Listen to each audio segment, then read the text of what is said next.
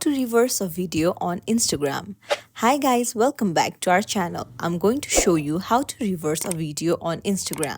If you have ever wanted to add a fun twist to your reels, you're in the right place.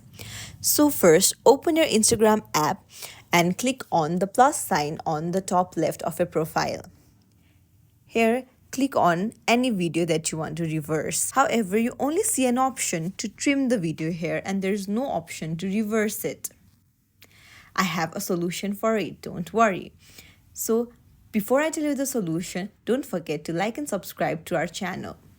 So the easiest way to reverse a video is by using a third-party app.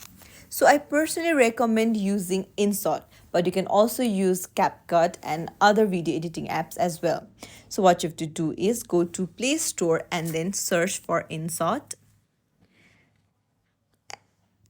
And then just install it if you haven't. I already have it installed, so I'll open it. So when you install InShot, you will be welcomed with an interface like this. So just go to the video option, click on New, and choose the video that you want to reverse. Scroll to the end, and then on the second last option you see reverse, just click on it.